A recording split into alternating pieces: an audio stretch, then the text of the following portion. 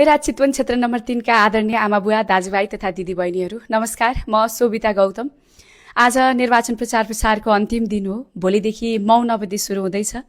मैले गएको संसदमा करिब 3.5 वर्ष काम गर्ने अवसर पाएँ र 3.5 वर्षको अन्तरालमा आफ्नो क्षमताले भ्याएसम्म कानून निर्माणमा काम गरेँ। अधुरो कार्यकाल थियो तर समर्पण पुराको पुरा थियो। मैले पदलाई अवसर भन्दा पनि बढी जिम्मेवारी ठानेर काम गरेको थिएँ। मेरो हरेक प्रश्न, हरेक आवाज, हरेक पहल सार्वजनिक नै छ। मलाई के थाहा छ भने जनताको अवस्था आफै बदलिँदैन।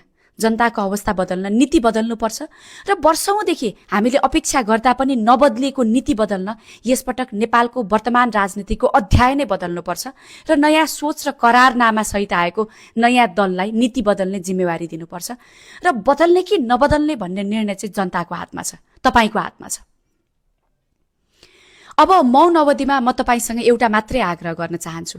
कसैको प्रभाव, भ्रम, डर, पैसा, प्रचार वा हल्लाबाट होइन, आफ्नो अन्तरआत्माबाट निर्णय लिनुहोस्। आफ्नो वरिपरि हेर्नुहोस्। हाम्रो अस्पतालको अवस्था कस्तो छ? हाम्रो सरकारी विद्यालयको गुणस्तर कस्तो छ? युवाहरू किन विदेशिन बाध्य छन्? किसानहरू किन निराश छन्? सार्वजनिक सेवा पाउन किन यति कठिन छ? देशमा इमानदार व्यवसाय गर्न किन यति अप्ठ्यारो भइरहेको छ? यदि तपाईलाई यी सबै प्रश्नहरूले असहज बनाएन र सबै ठिक छ भन्ने लाग्छ भने मेरो तपाईसँग कुनै आग्रह छैन। तर यदि तपाईलाई लाग्छ देशलाई नयाँ सोच, नयाँ ऊर्जा र इमानदार नेतृत्व चाहिएको छ र अब परिवर्तन आवश्यक छ भन्ने लाग्छ भने तपाई परिवर्तनको पक्षमा निर्णय लिनुहोस्।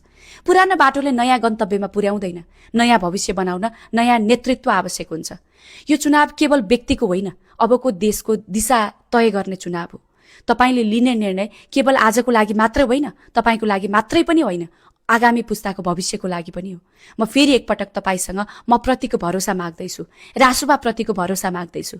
यसपटक दुईवटै मतपत्रमा घण्टी, किनकि यो चुनावमा हामी कसैलाई हराउन आएका होइनौं, देशलाई जिताउनलाई आएका हौं। धन्यवाद।